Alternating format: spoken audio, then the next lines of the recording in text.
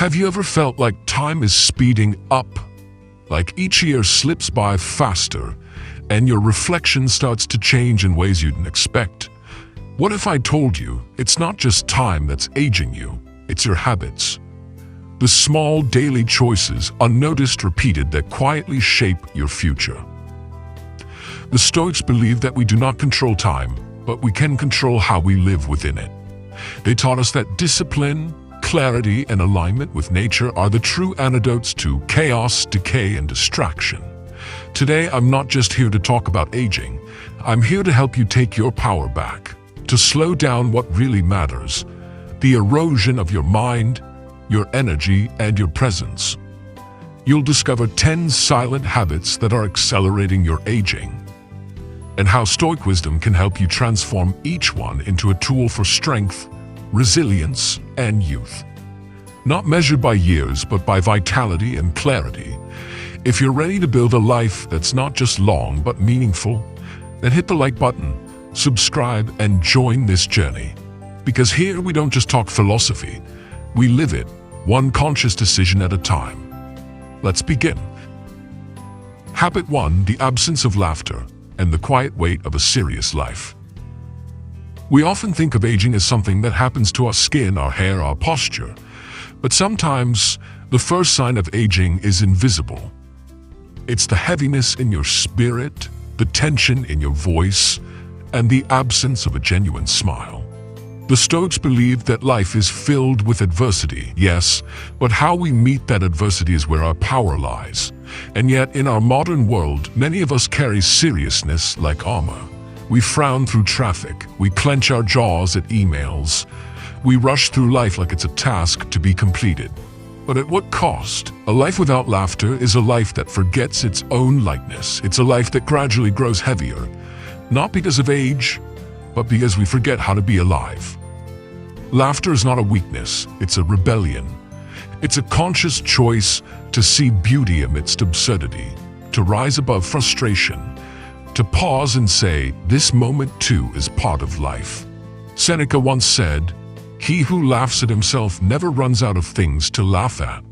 That's not self-deprecation, that's self-liberation. It means being strong enough to not take yourself too seriously, to recognize that most of our worries are not mountains, but pebbles in our shoes. In the modern world, seriousness is mistaken for strength, but true strength is the ability to carry responsibility with grace, to lead a meeting and still crack a smile, to face challenge and still choose joy. Laughter doesn't mean you don't care, it means you care deeply, but you choose not to suffer unnecessarily. When you laugh, truly laugh, your body relaxes, your mind opens, and your perspective shifts. Science confirms it. Laughter reduces stress hormones, improves immune function, and protects the heart. But more than that, it protects the soul. So what can you do? 1. Surround yourself with joy. Spend time with people who uplift you, not drain you. Watch things that make you smile, not just scroll endlessly through gloom and fear. 2. Practice a gratitude ritual. At the end of each day, write down 3 things that made you smile. Not huge victories, just moments. A look, a word, a memory. 3. Don't fear silliness. Dance in your room, make a joke, be human again. 4. Smile at strangers, not because they deserve it, but because you do. In Stoicism, euthymia means inner contentment. It's a serenity that shines quietly, even when the world is loud. Laughter, in many ways, is an expression of that serenity. So the next time you feel the world weighing on you, your deadlines, your bank account, your image, pause and laugh, even gently, even alone. Because in that moment, you're not aging, you're resisting. As Epictetus reminds us, it's not events that disturb us, but our judgment about them. And if you can smile, even through the storm, you've already won the hardest battle of all. Habit 2. Overdependence on caffeine, the illusion of energy. Let's be honest, we live in a world addicted to stimulation. From the moment we wake up, we reach for something to push us forward, and more often than not, that something comes in a cup. Coffee, energy drinks, caffeine pills. We call it focus, we call it productivity, but is it? Or is it just borrowed energy with interest? The Stoics taught us not to be slaves to cravings, not even the subtle ones disguised as daily rituals. Freedom, Epictetus wrote, is not achieved by satisfying desire, but by eliminating it. That includes the desire to feel on all the time. Caffeine in moderation can be helpful. It sharpens the mind, improves mood, enhances performance. But when dependency replaces discipline, we've crossed a line. We no longer drink coffee. Coffee drinks us. In modern life, we've confused being wired with being awake. But being truly awake isn't about adrenaline. It's about awareness. It's about showing up with clarity, not caffeine-induced chaos. Too much caffeine disrupts your sleep, spikes anxiety, and leaves your body in a constant state of tension. You become reactive instead of reflective. You trade calm for caffeine highs and crashes. A Stoic does not fear fatigue, they understand it.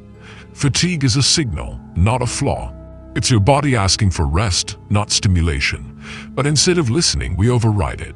We silence the inner wisdom with another shot of espresso, and slowly we disconnect from ourselves. So what can you do? 1. Start with honesty. Ask yourself, am I drinking this because I enjoy it, or because I fear slowing down? 2. Set limits. No more than 2 cups a day, not after 2 p.m. Your future self, the one who sleeps better and feels better, will thank you. 3. Replace dependency with rituals. A walk in the sunlight, a deep breath, a few minutes of stillness. These are nature's original stimulants. 4. Taper down, not cold turkey. Stoicism doesn't demand extremes, it asks for intention. Reduce gradually but consistently. Marcus Aurelius reminded himself daily, ask yourself at every moment, is this necessary? Let that question guide your relationship with caffeine.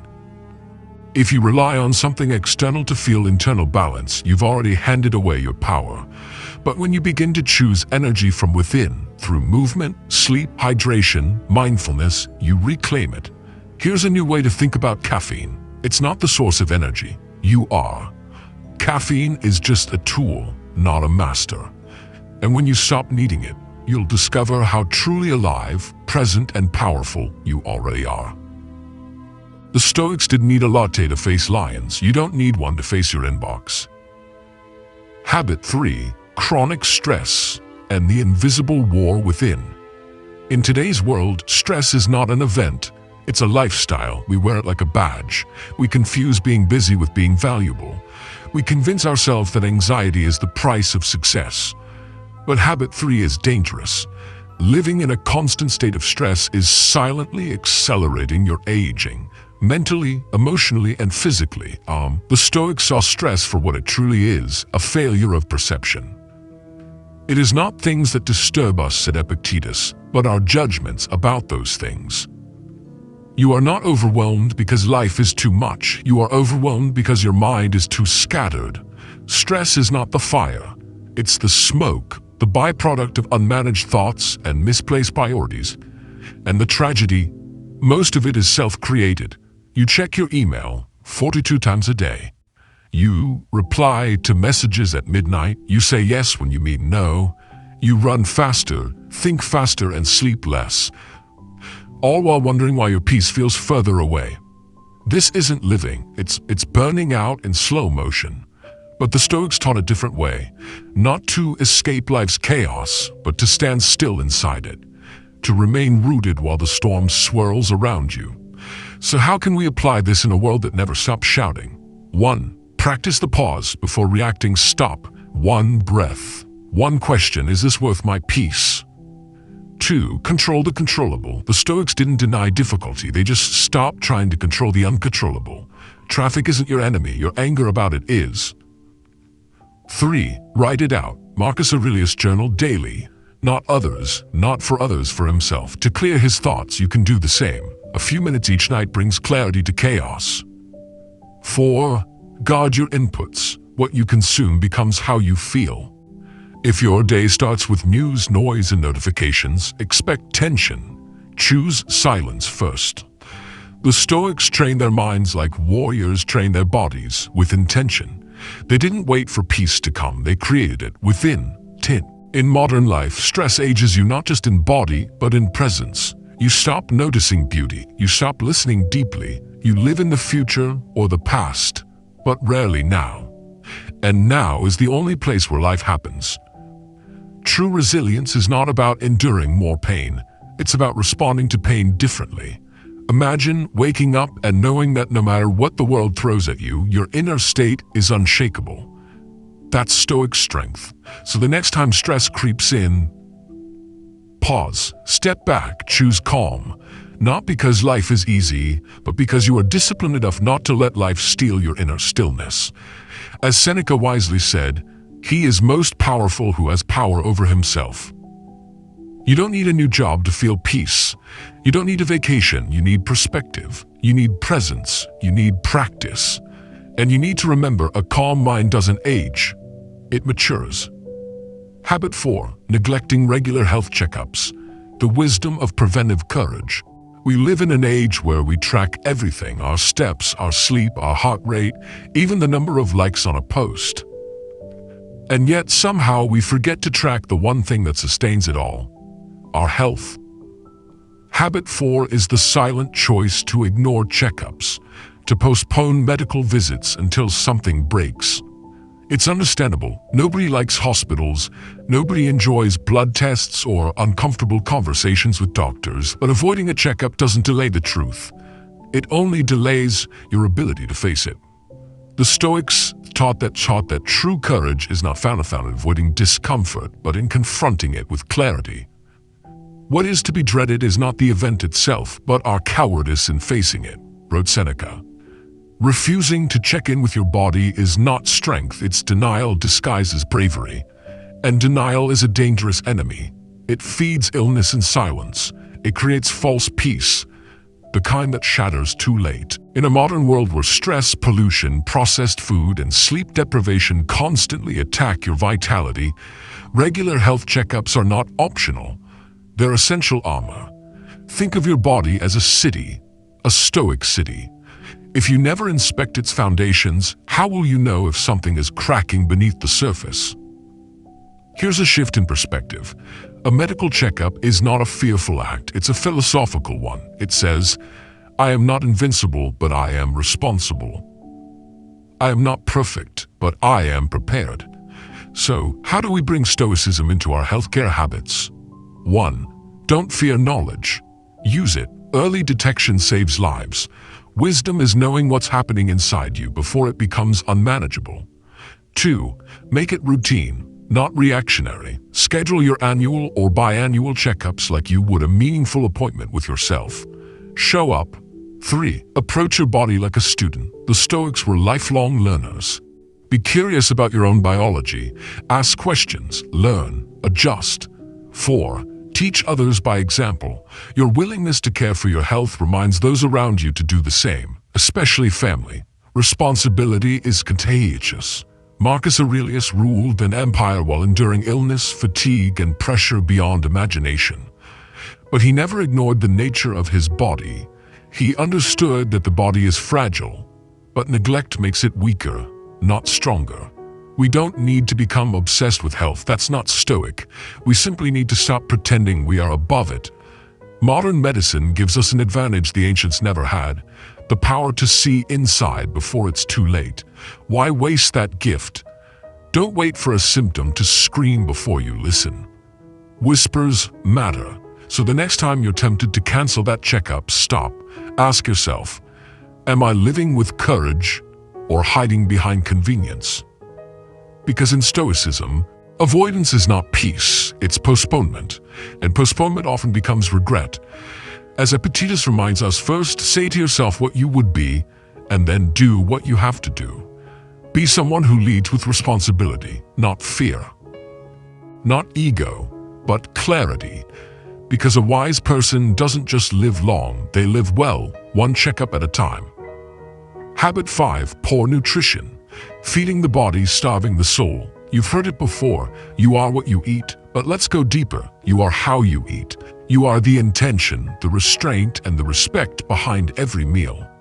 Habit 5 is one of the most dangerous habits of modern living, using food as distraction, comfort, or escape, rather than as fuel for clarity, strength, and presence.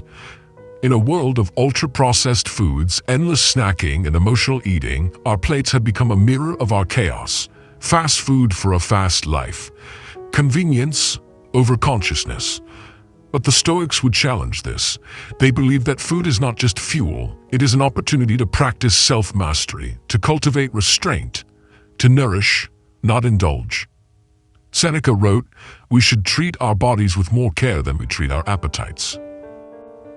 That's a powerful distinction.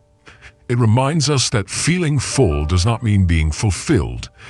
Too often, we reach for sugar when we're stressed, we binge when we're bored, we eat in front of screens, half aware, chasing fullness in our stomach while emptiness remains in our hearts. This is not nourishment. This is numbness. But the Stoic approach is different. It says, eat when you're hungry, stop when you're satisfied. Eat for strength, not stimulation. Treat food as a companion on the path to virtue, not a crutch in the absence of it. So how do we reclaim the relationship between food and wisdom? 1. Practice mindful eating. Sit, slow down, chew, taste. Don't just consume, experience. Your body speaks. Learn to listen. 2. Choose simplicity over stimulation. The Stoics valued simple meals, not to suffer, but to stay free. Food doesn't have to be dull, but it shouldn't be a circus either. 3. Notice emotional triggers. Ask yourself before you eat, am I feeding my body or my emotions? Then act accordingly.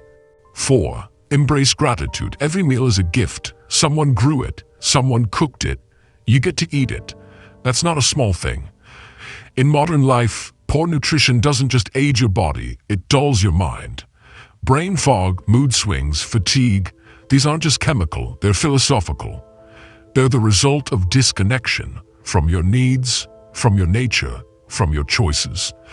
Marcus Aurelius reminds us, the impediment to action advances action. What stands in the way becomes the way. In other words, if your eating habits are standing in your way, they can also become the path forward.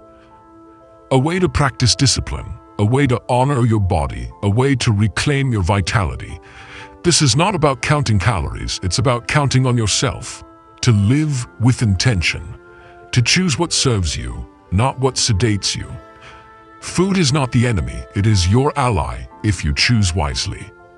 And the moment you do, you will not only begin to look younger, feel lighter, and live longer, you will awaken a deeper sense of power, the power to say no to what dims you, and yes to what strengthens you. The Stoics didn't preach perfection. They practiced presence, and there is no better place to begin than your next meal. Habit 6. Lack of movement. The silent surrender of the body. We live in a world where motion is optional. We can order food with a click. We can work, shop, and socialize from the couch. We sit in cars, at desks, on beds, and rarely question it. But habit 6 is quietly stealing your vitality, a life without movement. The Stoics believe that philosophy is not just for the mind, it's for the whole being. They train their bodies as they train their thoughts, to be strong, to be resilient, to be useful. You must endure what your body endures, Epictetus wrote, or you will be mastered by it. In today's terms, if you do not take control of your physical condition, your condition will take control of you. Lack of exercise isn't just a fitness issue. It's a character issue. It reflects how we face discomfort, how we manage energy, and how we show up in the world. Your body is not a vehicle to be used until it breaks down. It is a temple of discipline, a mirror of your habits, a partner in your pursuit of purpose. When you move, your thoughts move. When you sweat, your stress evaporates. When you strengthen your body, you reinforce your will. But modern life has made stillness seductive. We are lulled into a state of passive decay, mentally distracted, physically stagnant, spiritually dulled. The Stoic way offers a counterbalance. Live intentionally, train daily, walk through discomfort with grace and motion. So how do we realign with our natural vitality? 1. Make movement non-negotiable, not for looks, not for goals, for clarity, energy, and self-respect. Even 20 minutes a day changes everything. 2. Train the mind through the body. Every push-up is an act of discipline, every stretch an act of presence. Make your body your daily dojo. 3. Start where you are. You don't need a gym, you need commitment. Walk, stretch, dance, lift water bottles if you must. The body responds to consistency, not perfection. 4. Reframe pain as growth. The discomfort of movement is a reminder. You are alive, you are capable, you are choosing growth over ease. The Stoics didn't chase six-packs, they cultivated readiness to serve, to protect, to endure. In a time when chronic illness, fatigue, and anxiety are rampant, movement is medicine, and more than that, it is a philosophy in action. Marcus Aurelius rose before dawn to train. He was emperor of Rome and still made time to honor the body. Why? Because he knew. A clear mind lives in a strong body. A clear purpose needs a vessel that can carry it. The body reflects the spirit. Let yours reflect discipline, presence, and strength. You don't need motivation, you need a reason. And here it is, because your life is too important to live in a body that is half awake. As the Stoics would remind us, don't explain your philosophy, embody it.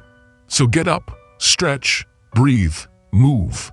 And each time you do, know that you're not just building muscles, you're building momentum toward a life that is fully, fearlessly lived. Habit 7. Inconsistent sleep. The quiet theft of vitality. You might think skipping a few hours of sleep is harmless, a small sacrifice for productivity, ambition, or entertainment. But habit 7 is one of the most overlooked enemies of your energy, clarity, and longevity. Inconsistent and insufficient sleep. We glamorize the hustle. We celebrate late nights and early mornings as signs of dedication. But what we're really doing is slowly draining our capacity to live fully. The Stoics never worshipped exhaustion. They valued rest as much as effort. Rest and be kind to yourself, said Marcus Aurelius. You were not made to burn out. Sleep is not a luxury, it's a foundation. It's when the body repairs, the mind resets, and the spirit regains its steadiness. Skipping sleep is like skipping silence. It leaves no space for renewal. In today's world, we face an epidemic of overstimulation. Screens late at night, blue light in our faces, content flooding our minds when it's time to let go. We fall asleep exhausted, not at peace, and we wake up already behind, anxious, foggy, reactive. The Stoic path invites us to shift, not to escape the modern world, but to engage with it from a place of strength. And that begins with honoring your body's natural rhythm. Sleep is where self-discipline meets self-respect. So how do we reclaim it? 1. Create a sleep ritual. The body loves rhythm. Go to bed and wake up at the same time. Train your nervous system to recognize safety and routine. 2. Disconnect to reconnect. At least 1 hour before bed, step away from the noise. No scrolling, no emails. Let your mind unwind like a quiet stream. 3. Use your evenings wisely. Reflect, read, journal. These are Stoic practices that help purge mental clutter and prepare for deeper rest. 4. Guard your mornings. Avoid jumping straight into tasks. A peaceful morning begins the night before. Wake up on your own terms, not to alarms and panic. Modern science proves what ancient wisdom already knew. Sleep is a powerful tool for healing, creativity, focus, and emotional regulation. But more importantly, it's a practice of alignment between body and soul. When you sleep well, you don't just look younger. You become sharper, calmer, more intentional. You stop reacting and start responding. You don't just live longer, you live better. Epictetus reminds us, no great thing is created suddenly. The same applies to energy. Vitality isn't built by caffeine or adrenaline. It's built in the quiet hours, the dark room, the still breath. Sleep is the sacred reset, and yet so many of us treat it as an afterthought. We sacrifice it for television, for work, for worry, and we pay the price in ways we don't even see. So the next time you consider staying up late for one more episode or one more task, ask yourself, am I building my life or borrowing against it? The Stoic doesn't chase moments of high. They build lives of depth, and depth requires rest, So tonight, close the laptop, silence the noise, lay down not in exhaustion, but in gratitude, because every great day begins the night before, and you are worthy of waking up whole. Habit 8. Digital distraction, the slow death of presence. In an age of constant connection, we've never been more disconnected from ourselves, from nature, from the present moment. Habit 8 is not loud. It doesn't scream. It pings, it vibrates, it slides quietly into your attention and robs you of the only thing that truly matters: your presence. The average person checks their phone over 90 times a day. That's not productivity, that's fragmentation. We swipe through life like we swipe through content, quickly, without depth, and always looking for what's next. The Stoics believe that the highest form of power is attention. The ability to be fully here, fully engaged, fully aware. Marcus Aurelius wrote, "Concentrate every minute like a Roman on doing what's in front of you with precise and genuine seriousness." And yet, how often do we abandon what's in front of us for something that lives in a screen? A like, a message, a video, a scroll. But every time you trade attention for distraction, you age, not just in body, but in meaning. Distraction creates shallow thinking, fragmented memory, and emotional reactivity. It makes it harder to listen, to reflect, to connect. And worst of all, it makes your life feel like background noise. So what can a Stoic do in the 21st century, surrounded by beeps, badges, and buzzes? 1. Set digital boundaries. Your phone is a tool, not a master. Turn off non-essential notifications. Schedule time without screens, especially in the morning and before bed. 2. Be where your feet are. When you're eating, eat. When you're walking, walk. When you're speaking with someone, look them in the eye. Attention is love in action. 3. Choose depth over dopamine. Social media gives you hits of pleasure but no nourishment. Read books, write in journals, build something real. 4. Audit your inputs. What enters your mind shapes your inner life. Follow accounts that uplift, unfollow those that agitate. Protect your peace like a Stoic guards his virtue. Digital distraction is not just a habit, it's a training. And like all training, it rewires your brain. The more you scroll, the harder it becomes to focus. The more you chase novelty, the more intolerant you become of stillness. But stillness is where life lives. Wisdom doesn't shout, it whispers, and you can't hear it if you're always refreshing. The Stoics trained daily, not just in thought, but in discipline. Their environment didn't dictate their state. Their state dictated how they used the environment. And you can do the same. Imagine reclaiming your mornings. Imagine long conversations without a glance at your phone. Imagine reading 3 pages of a book without needing a break. These are not small things. They are revolutionary acts in a distracted world. Because in the end, attention is time, and time is life. As Seneca reminded us, it is not that we have a short time to live, but that we waste much of it.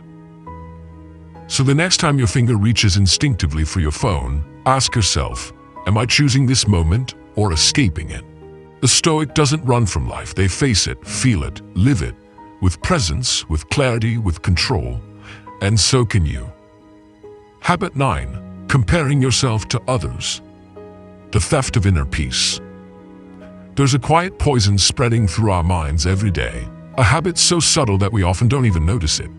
But it drains our energy, clouds our judgment, and slowly robs us of joy. Habit 9 is the habit of comparing yourself to others. We open our phones and scroll through highlights. We see the curated lives of friends, influencers, strangers, filtered smiles, achievements, vacations, wealth, and something inside whispers, you're not doing enough. You're falling behind. You should be more like them. But the Stoics knew better. If you want to improve, Epictetus warned, be content to be thought foolish and stupid. In other words, stop measuring your worth by someone else's scale. The goal is not to impress others, it's to align with your own values. When you compare, you betray your path. You forget your timing. You abandon your progress. Comparison creates anxiety, not because others are better, but because you've forgotten who you are. And the modern world feeds this forgetting. Algorithms are designed to make you crave what isn't yours, to chase validation, to want more, to feel less. But the Stoic doesn't chase shadows. They ground themselves in what is and grow from there. So, how can you reclaim your peace in a world built on comparison? 1. Audit your mental diet. What you consume becomes what you believe. Unfollow accounts that provoke envy. Follow those that inspire depth and truth. 2. Focus on your lane. Like an archer, the Stoic focuses not on the target's applause, but on the form of the shot. Stay faithful to your own work. 3. Journal your growth. Write down what you've learned, how you've improved, where you've shown courage. Comparison fades when gratitude is present. 4. Celebrate others without resenting yourself.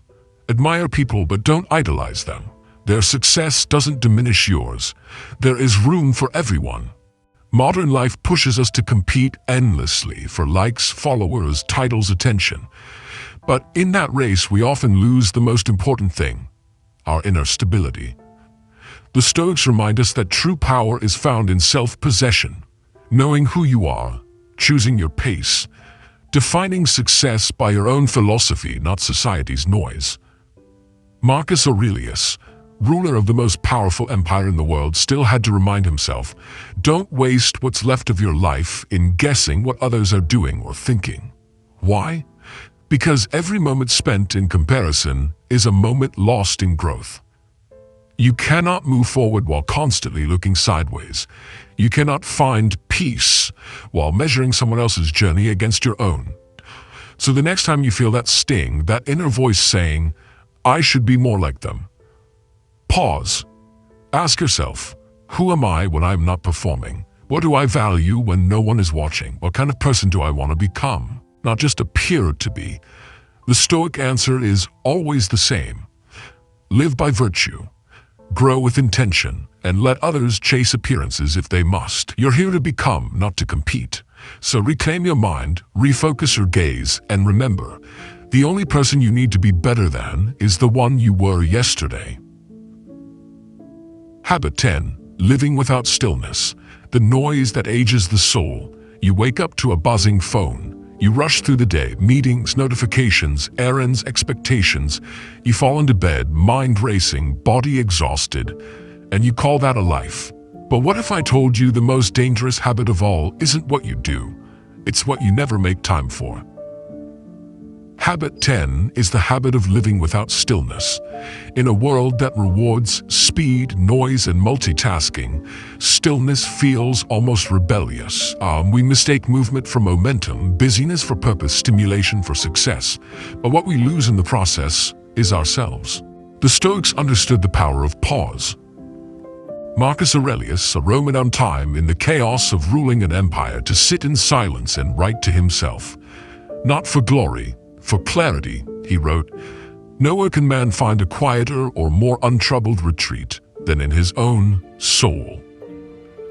Stillness isn't idleness, it's not laziness. It's the space where awareness is born, where decisions are made with intention, not impulse, where wisdom whispers through the noise. When you never slow down, you become reactive, you lose your center. You live in survival mode, constantly anticipating what's next, never savoring what's now. But the Stoic seeks mastery, not speed. Clarity, not chaos. Depth, not distraction. So how do we reclaim stillness in a world that won't stop spinning? 1. Begin with 5 minutes. You don't need a mountain. You need a moment. Sit, breathe, observe. 5 minutes of quiet is enough to shift your state. 2. Disconnect to reconnect. Turn off the noise. Step away from screens. Let your mind wander without a destination. Let your soul breathe. 3. Journal without judgment. Put your thoughts on paper, not to perform, but to understand. Writing slows the mind and reveals what matters. 4. Reflect with intention. Ask yourself daily, what did I learn? What did I love? What will I do better? These simple questions lead to profound insights. Stillness reveals truth, and truth, when faced consistently, becomes transformation. When was the last time you sat with your own thoughts? No music, no scrolling, no escape. When was the last time you truly listened? Not just to others, but to yourself. Modern life teaches us to chase everything. The Stoics teach us to choose carefully. To ask, is this necessary? Is this mine to carry? Will this matter in 5 years? The one who can sit still, calmly, quietly, intentionally, is not weak. They are rare. They are powerful. They are free. Seneca said it best. It is not that we have a short time to live, but that we waste much of it. So reclaim your time, reclaim your silence, reclaim yourself, because youth is not measured in years, but in your ability to be fully present. Stillness doesn't slow your life down, it sharpens it. And if you want to age wisely, gracefully, intentionally, stillness is your starting point. Not tomorrow, not someday, now. Aging is a fact of life, but how we age in body, in mind, in spirit is a reflection of how we live. You've now explored 10 habits that quietly accelerate your aging, not in numbers, but in energy, focus, peace, and presence. These habits aren't just physical. They are philosophical. They are the result of forgetting what matters most and chasing what doesn't. The Stoics never feared growing old. They feared growing dull. They feared waking up one day and realizing they had rushed through life without truly living it. Seneca said, "Life is long if you know how to use it." And the greatest use of life is to live with intention. That's what Stoicism offers us, not rules, not cold detachment, but deep, courageous presence, a way to rise above distraction, comparison, excess, and fear, and return to what is essential. So as you walk away from this video, ask yourself, what habit is quietly stealing my vitality? What can I release today to regain my inner power? What does a wise life look like for me, not for the world? Let this be the beginning, not the end of your Stoic journey. Not just a moment of inspiration, but a call to consistent transformation. Small choices, better questions, greater clarity, every day. If this message has spoken to something in you, if it reminded you of a truth you had forgotten, I invite you to share this video with someone who may need it too. And in the comments below, let us know, which habit hit home the most for you, and what will you begin to change? Your reflection might be the spark that helps someone else grow. Like, comment, share, not for the algorithm, but for the ripple of wisdom it can create. And remember, you are not here just to survive time. You are here to master it. One thought, one breath, one choice at a time. Stay grounded, stay aware, and live like a Stoic.